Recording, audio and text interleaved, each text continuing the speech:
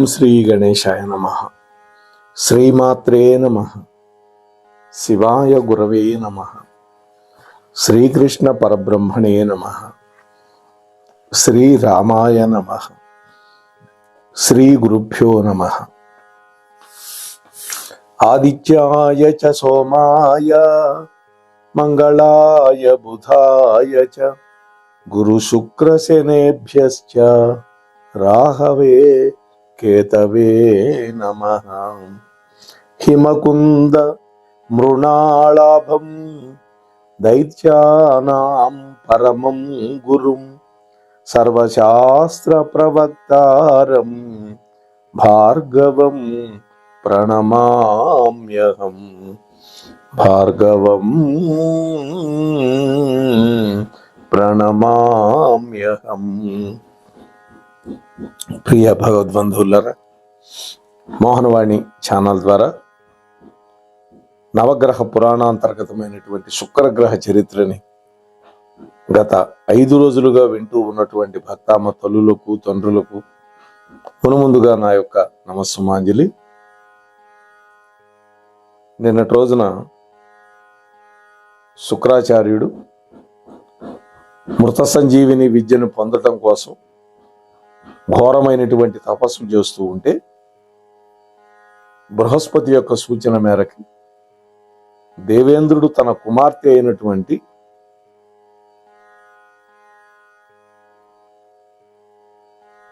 జయంతిని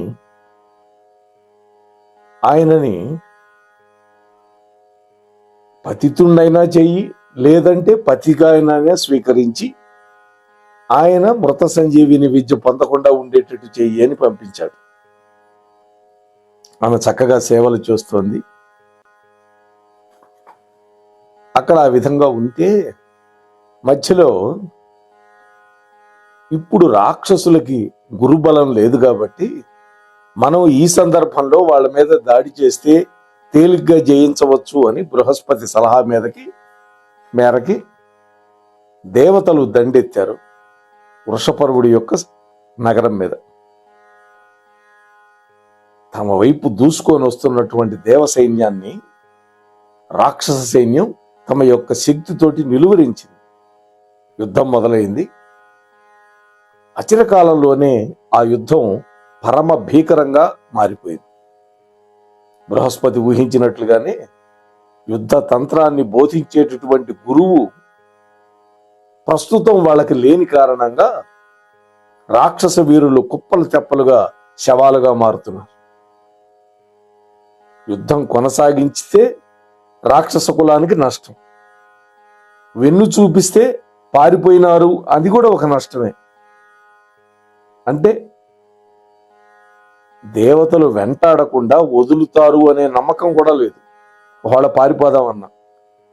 అటువంటి విషమ పరిస్థితుల్లో ఏం చేయాలో పాలుపోలేదు రాక్షసరాజైనటువంటి వృషపర్వుడికి. ముందు మృత్యువు, వెనక వినాశనం. ఈ విధంగా వృషపర్వుడు దిక్కుతోచని స్థితిలో శుక్రుడి యొక్క తల్లిదండ్రులను కలుసుకున్నాడు. రాక్షస కులానికి దాపురించినటువంటి మహాకష్టం గురించి వివరించాడు. యుద్ధరంగంలో దేవతల తాటికి రాక్షసులు లెక్కకు మిక్కిలిగా చచ్చిపోతున్నారని ఏదో ఒక ఉపాయం ఆలోచించి మా రాక్షస జాతిని రక్షించాలని కాళ్ల మీద పడి ప్రార్థించాడు వృషపర్వుడు. వెంటనే రాక్షస జాతి స్త్రీ కదా పులోమ, భృగు మహర్షి యొక్క భార్య, ఆమె భర్త అనుమతి తీసుకొని యుద్ధరంగానికి వెళ్ళింది. తన పాతివ్రత్య మహిమతో దేవ సైన్యం చలనం లేని స్థాణువుల్లాగా ఉండిపోయేలాగా చేసింది. అది పాతివ్రత్య వైభవం. ఆమె యొక్క పాతివ్రత్య శక్తి వల్ల ఎక్కడ ఉన్న దేవతలు అక్కడే శిలా విగ్రహాల్లాగా నిలిచిపోయారు. అప్పుడు రాక్షస సైన్యం విజృంభించి స్వైర విహారం చేస్తూ ఉన్నారు దేవసేన మీద. అంటే ఇక్కడ శుక్రుడి యొక్క తల్లి మూలకంగా దేవతలకు ఎదురైన కష్టం దేవరాజైన ఇంద్రుణ్ణి ఉక్కిరిబిక్కిరి చేసింది. బృహస్పతి యొక్క సూచనను అనుసరించి ఇంద్రుడు మహావిష్ణువుని శరణు కోరాడు. దేవతలకు ఎటువంటి ఆపద వచ్చినా ఆదుకునేవాడు మహావిష్ణువు. మహావిష్ణువు హుటాహుటిన యుద్ధరంగానికి వచ్చాడు. భృగుపత్ని పులోమ సజీవంగా ఉన్నంత కాలం మన దేవతలు చలనరహితంగానే ఉండిపోతారు అని గ్రహించాడు విష్ణువు. విధిలేని పరిస్థితుల్లో తన సుదర్శన చక్రంతో ఆ పులోమ యొక్క శిరస్సును ఖండించాడు విష్ణువు. పులోమ మరణం వల్ల దేవతలకు మళ్ళీ చలనం లభించింది. వృషపర్వుడు ఆక్రోశిస్తూ భృగు దగ్గరికి వెళ్ళి పులోమ యొక్క దుర్మరణం గురించి చెప్పాడు. విష్ణువు సంహరించిన సంగతి. భృగు మహర్షి ఆగ్రహావేశాలతో ఊగిపోతూ యుద్ధభూమికి వచ్చాడు. మొండె నుండి వేరైపోయి దూరంగా పడి ఉన్నటువంటి పులోమ శిరస్సుని మొండ్యానికి అనుసంధానం చేశాడు. అమోఘమైన తన తపశ్శక్తితోటి ఆమెను మళ్ళీ బతికించాడు. ఇది కదా మహర్షుల యొక్క తపశ్శక్తి. పులోమ భర్త పాదాలకు నమస్కరించింది. తమ వైపు ఆశ్చర్యంతో చూస్తున్నటువంటి విష్ణుదేవుణ్ణి నిప్పులు కక్కుతూ చూశాడు భృగు మహర్షి. శ్రీ మహావిష్ణు స్త్రీ అని కూడా గౌరవించకుండా ఈ భృగువు యొక్క భార్య అనేటువంటి ఆలోచన కూడా లేకుండా ఈమెను హతమార్చావు. ఈ స్త్రీ హత్య మహాపాతకం. అది నిన్ను వదిలిపెట్టదు. భవిష్యత్తులో మానవుడిగా జన్మిస్తూ భూలోకంలో కష్ట దుఃఖాలు, వియోగాలు, భార్య వియోగాలు అనుభవించుదుగాక అంటూ శపించాడు. ఈ విధంగా భృగు శాపం పెట్టేసరికి దేవతలు నిర్ఘాంతపోయారు. ఆహా, మనకి సహాయం చేయటానికి వచ్చినటువంటి విష్ణువుకి ఇటువంటి ఘోరమైనటువంటి శాపం తగిలింది కదా అని బాధపడుతూ ఉన్నాడు. ఇంకా యుద్ధం అనేది కార్యసాధకం కాదు అని గ్రహించి దేవతలు వెనుదిరిగి వెళ్ళిపోయారు. వృషపర్వుడు పులోమకి భృగు మహర్షికి ధన్యవాదాలు చెప్పారు. సమీప భవిష్యత్తులో ఇంద్రుడు మీ మీద యుద్ధానికి వచ్చే సాహసం చేయడిక. మా కుమారుడు మృత సంజీవని విద్యతో తిరిగి వచ్చేదాకా నాయనా వృషపర్వ, నువ్వు సైన్యాన్ని పటిష్టపరచుకో అని పులోమ సలహా ఇచ్చింది వృషపర్వుడికి. అక్కడ అడవిలో ఎలా ఉందో చూడాలిగా. కెమెరా అటువైపు తిప్పుదాం. జయంతికి ఎవరో మేల్కొల్పినట్లుగా ఒక్కసారిగా మెలకు వచ్చింది. నిద్రపోతోందా? మెలకు వచ్చింది, ఎవరో లేపినట్టుగా. అలవాటు ప్రకారం శుక్రుడి వైపు చూసింది. తపస్సు చేసుకుంటున్నాడుగా. ఆ మహానుభావుడు ఆకలి దప్పిక పూర్తిగా విస్మరించి కఠోరమైనటువంటి తపస్సుని నిరాటంకంగా కొనసాగిస్తూనే ఉన్నాడు. ఇంకా ఎంతకాలం సాగుతూ ఉండిపోతుందో ఆమెకు అర్థం కాలేదు. ఆ మహానుభావుడి యొక్క తపస్సు సాగినంత కాలం తన సపర్యలు కూడా సాగుతూనే ఉండాలి అనుకుంది. ఇంతలో తెల్లవారుతోంది. జయంతి లేచి నిలబడింది. దివ్యమైన తపోదీక్షలో సూర్యుడిలాగా వెలిగిపోతూ ఉన్నటువంటి శుక్రుణ్ణి క్షణకాలం పాటు తదేకంగా భక్తితోటి అనురక్తితోటి చూసి సెలయేటి వైపు అడుగులు వేసింది. ఎందుకని? స్నానం చేసి నీళ్లు తెచ్చి ఆయన ఉండే ప్రాంతం అంతా కళ్ళాపి చల్లాలి అనుకుంది. అలాగే అరటి ఆకులతోటి వీవన్లు ఏర్పాటు చేసింది, నీడ ఏర్పాటు చేసింది. తన దినచర్యను తృప్తిగా చెయ్యాలి అని జ్ఞాపకం చేసుకుంది. ఏది? ఆ సరోవరం దగ్గరికి నడుస్తూ ఉన్నట్లుండి ధమరుకనాదం మృదంగ ధ్వనిలాగా వినిపించడం మొదలుపెట్టింది. ఆ ధ్వని వల్ల శుక్రుడి యొక్క శరీరం సున్నితంగా కదులుతోంది. ఇన్నాళ్ళు నిశ్చలంగా ఉండిపోయినటువంటి ఆయన కనుబొమ్మలు కొద్దిగా స్పందించింది. ఇంతలో ఢమరుక ధ్వని ఆగింది. శుక్రా, మేఘ గంభీరమైనటువంటి గొంతు వినపడింది. పిలుపు. శుక్రుడి యొక్క సర్వస్వము తదేక ధ్యానానికి స్వస్తి చెప్పింది. కళ్ళు విచ్చుకున్నాయి. వత్సా శుక్ర గంభీర కంఠంతో, అందులో వాత్సల్యం కూడా ధ్వనించింది. శుక్రుడు చూశాడు. తన కళ్ళ ఎదుట పరమశివుడు చిరునవ్వుతోటి తన ముందు సాక్షాత్కరించినటువంటి పరమేశ్వరుడు ముందు శుక్రుడు సాగిలపడ్డాడు. సాష్టాంగం పడిపోయినాడు. దండ ప్రణామం చేసేశాడు. నాయనా శుక్ర, నీ తపస్సు నన్ను ఇక్కడికి రప్పించింది. ఏం వరం కావాలో కోరుకో అన్నాడు. శుక్రుడు పైకి లేచి 2 చేతులు జోడించి శిరస్సున చేర్చి ఆనంద బాష్పాలు నిండిన కళ్ళతోటి తన ఇష్ట దైవాన్ని దర్శించుకున్నాడు. పరమేశ్వర, మృత సంజీవిని విద్య నాకు ఇవ్వు అన్నాడు. ఇంతే ఆయన అడిగింది. అట్లాగే దగ్గరికి రా, మృత సంజీవిని మహామంత్రాన్ని నీకు ఉపదేశిస్తాను అన్నాడు శివుడు. శుక్రుడు పరమశివుడిని సమీపించి వినయంగా కుడి చెవి ఒగ్గి నిలుచున్నాడు. కుడి చెవులో చెప్పాలి మంత్రం. పరమేశ్వరుడు మంత్రోపదేశం చేస్తున్న అనుభూతి కలుగుతోంది శుక్రుడికి. నాయనా, మృత సంజీవిని విద్య నీకు సిద్ధించింది, వెళ్ళు, శుభం భూయాత్ అని దీవించాడు శివుడు. పరమేశ్వరుడు అదృశ్యమైపోయినాడు.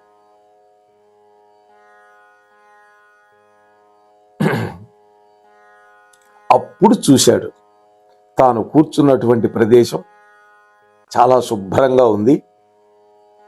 నేల మీద ముగ్గులు పెట్టి ఉన్నాయి. ఆ ముగ్గుల మీద అలంకరింపబడినటువంటి పువ్వుల్ని ఆశ్చర్యంగా చూశాడు. అంటే అప్పటి వరకు కన్నెత్తి చూడలేదు, ఆహారం తీసుకోలేదు. ఎంత కఠోరమైన తపస్సు చేశాడో చూడండి శుక్రాచార్యుడు. ఎవరు చేశారు ఈ అలంకరణ? గట్టిపడిన నేలను చూస్తూ ఉంటే ముగ్గుల అలంకరణ చాలా రోజులుగా కొనసాగుతున్నట్లుగా అర్థమైంది ఆయన. అంటే తపస్సులో ఉన్న తనకి ఎవరో సేవలు చేస్తున్నారా? ఎవరు ఎందుకు సేవలు చేస్తున్నారు? ఇంతలో శుక్రాచార్యుడికి అందెల సవ్వడి వినపడింది.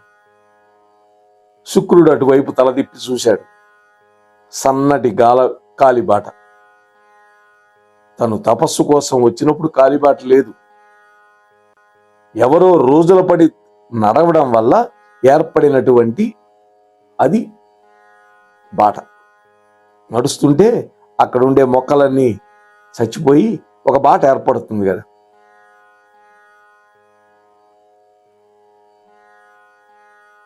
అందెల రవళి ఆగింది. అప్పుడే సచేల స్నానం చేసి వచ్చినటువంటి అద్భుతమైన సౌందర్య రాశి కనపడింది. ఆమె ఎలా ఉందిట? మంచు తెర వెనకాల నుంచి కనిపిస్తున్నటువంటి అగ్ని జ్వాలలాగా ప్రకాశిస్తూ ఉంది. తడిసిన వస్త్రాల్లో నుంచి అందంగా కనిపిస్తోంది ఆమె శరీరం.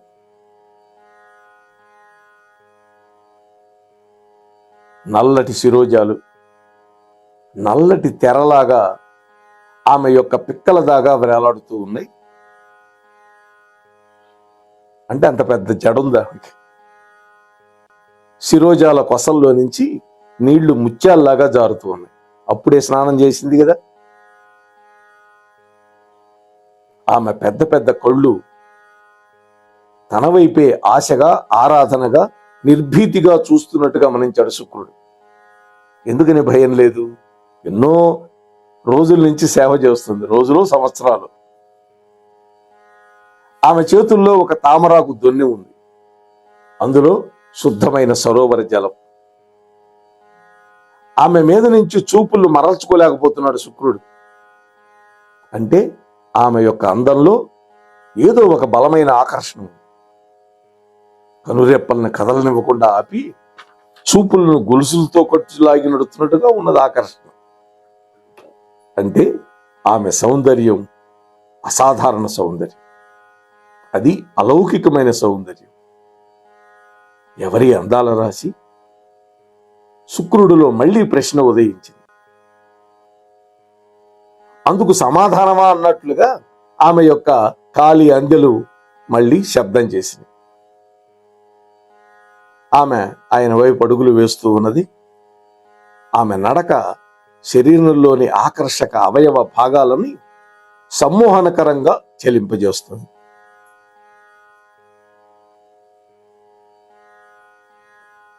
దగ్గరకొచ్చి కనురెప్పలు వాల్చి నునుసిగ్గుతో ఆయన వైపు చూస్తూ ఉంది. ఆమె తటాలను కిందికి వంగింది. తామర దొన్నెలో ఉన్నటువంటి నీళ్లు శుక్రుడి మీద పాదాల మీద నెమ్మదిగా పోసింది. అంటే పాద ప్రక్షాళన చేసింది. ఆ పాద ప్రక్షాళన జలాన్ని కుడి చేతి వేళ్లతోటి తన శిరస్సు మీద చల్లుకుంది. మెల్లగా పైకి లేచి ఆయన ముఖంలోకి చూసింది ప్రసన్నంగా. అప్పుడు అడిగాడు, సుందరి, ఎవరు నువ్వు?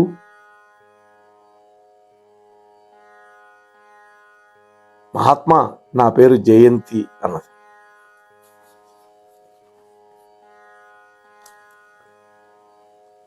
నా తల్లి శచీదేవి, నా తండ్రి దేవేంద్రుడు అన్నది. అంటే తన గురించి పరిచయం చేసింది. శుక్రుడు ఆశ్చర్యంగా చూశాడు. ఇంద్రపుత్రికవా? అవును స్వామి. నా యథార్థం చెబుతోంది చూడండి. మీ తపస్సుని పాడు చేయటానికి మహేంద్రుడు నన్ను పంపించాడు. మా తండ్రి. మిమ్మల్ని దర్శించాను. మిమ్మల్ని చూశాక నా హృదయం మీకు మోకరిల్లింది. నా శరీరం అందుకు సమ్మతించింది. మనస్సు శరీరము ఏకోన్ముఖంగా మీ యొక్క పరిచర్య చేస్తూ ఉన్న ఇన్నాళ్ళు, ఇక ముందు కూడా చేస్తూనే ఉంటాయి స్వామి అని మౌనంగా ఉండిపోయింది. ఆహా, నీ సేవలు అందుకొని నేను నీకు రుణపడ్డాను. ఏదైనా వరం కోరుకో జయంతి. శుక్రుడు సంతోషంగా, స్వామి, ఒక్కటే నా కోరిక, నన్ను తమ యొక్క ధర్మపత్నిగా స్వీకరించండి అని. శుక్రుడు క్షణకాలం ఆమెను మౌనంగా చూస్తూ ఉండిపోయాడు. తాను పులోమపుత్రుడు, రాక్షసుల యొక్క గురువు, తనకు కొన్ని నిబంధనలు నియమాలు ఉన్నాయి. అవి తనకు తాను రూపొందించుకున్నవే. తాను జయంతిని ధర్మపత్నిగా స్వీకరించలేడు. ఇప్పుడు ముందేమన్నా వరం ఇస్తానని అన్నాను, ఇప్పుడు వాగ్దాన భంగం కూడా చేయలేడు. అంటే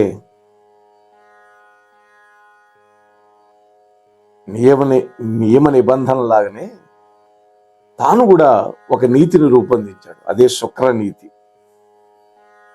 ఆపద్ధర్మాన్ని అధికారం చేసేటటువంటి ఒక అద్భుతమైన నీతి అది. అదే శుక్రనీతి. శుక్రనీతిని అనుసరించి తాను ఈ ఇంద్రుడి యొక్క కూతుర్ని స్వీకరిస్తాడు అనుకున్నాడు. శుక్రుడు జయంతి వైపు చిరునవ్వులు చిందించాడు. నిన్ను ధర్మపత్నిగా పరిగ్రహించలేదు, కానీ పత్నిగా స్వీకరిస్తాను అన్నాడు. చూడండి, ధర్మపత్ని, పత్ని. స్వామి, 10 సంవత్సరాల పాటు నువ్వు నేను భార్యాభర్తలుగా సంతోషాలు అనుభవిద్దాం. మనం భార్యాభర్తలుగా జీవించినంత కాలము అజ్ఞాతంగా ఉంటాం. దేవతలకు గాని దానవులకు గాని ఎవ్వరికీ కనిపించకుండా ఏకాంతంలో విహరిద్దాం. నీకు సమ్మతమైతే ఈ ప్రాతిపదిక మీద తాత్కాలికంగా నిన్ను భార్యగా స్వీకరిస్తాను అన్న. జయంతి శుక్రుణ్ణి ప్రణయావేశంతో చూసింది. స్వామి, నేను మిమ్మల్ని వరించాను. మీ తపస్సు ఫలించాలని, మీరు నన్ను స్వీకరించాలని భగవంతుని ప్రార్థన చేస్తూ నేను మీకు సేవలు అందించాను. అందువల్ల మీ నిబంధనలని నేను వ్యతిరేకించలేను. నన్ను స్వీకరించండి అన్న. శుక్రుడి ముఖం మీద చిరునవ్వు తాండవించింది. 2 చేతుల్ని ఎడంగా చాచాడు ఆహ్వాన సూచికంగా. జయంతి మొట్టమొదటిసారిగా సముద్రంలో కలుస్తున్నటువంటి నదీమ తల్లిలాగా శుక్రుడి యొక్క చేతుల మధ్య చేరి ఆయన కంఠాన్ని తన చేతులతో కౌగిలించుకుంది. శుక్రుడి యొక్క పొడవాటి చేతులు జయంతిని పదవి పట్టుకున్నాయి. సచేల స్నానం చేసి వచ్చిన జయంతి శరీరం చలువలో వేడిలాగా ఆయన శరీరాన్ని వెచ్చబరుస్తోంది. మరుక్షణం ఇద్దరు కలిసి అక్కడి నుంచి అంతర్ధానం అయిపోయారు. మరి ఆ అంతర్ధానం అయిపోయినటువంటి శుక్రుడు జయంతి ఏమైనారు? 10 ఏళ్ళు కలిసి ఉంటానని వరం ఇచ్చాడు కదా. మరి ఆ 10 ఏళ్లలో ఏం జరిగింది? అక్కడ దేవలోకంలో వాళ్ళేమనుకుంటున్నారు? ఇటువంటి విశేషాలన్నీ మనకి తెలియాలి అంటే మనం రేపటిదాకా వేచి ఉండక తప్పదు. అంతవరకు ఈ ఛానల్లో వచ్చే ప్రవచనాలు వింటూ ఉండండి. నచ్చితే ఒక లైక్ ఇవ్వడం మాత్రం మర్చిపోకుండా ఉండండి. కామెంట్ కూడా పెడితే నిర్వాహకులకి మరింత ఉత్సాహంగా మరిన్ని కార్యక్రమాలు మీకు పంచడానికి అవకాశం ఉంటుందని భావిస్తూ ముగిస్తూ ఉన్నాను. ఈలోగా వింటూ ఉన్నటువంటి మీకు, చెప్పిన నాకు, తమ ఛానల్ ద్వారా ప్రసారం చేసిన అక్కునూరి వారికి ఆ నవగ్రహ అధిదేవతలు ఆయురారోగ్యాలు, అష్టైశ్వర్యాలు, భోగభాగ్యాలు ఇచ్చి చల్లగా కాపాడాలి అని మరొక్కసారి ప్రార్థన చేస్తూ ముగిస్తూ ఉన్నాను. స్వస్తి సర్వేషాం.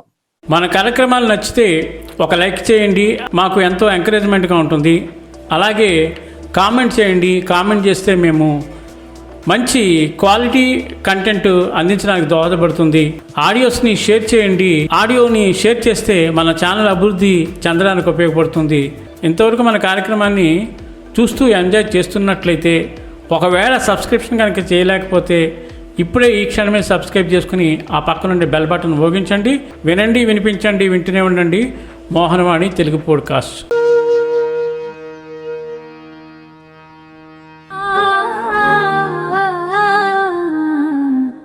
మోహనవాణి.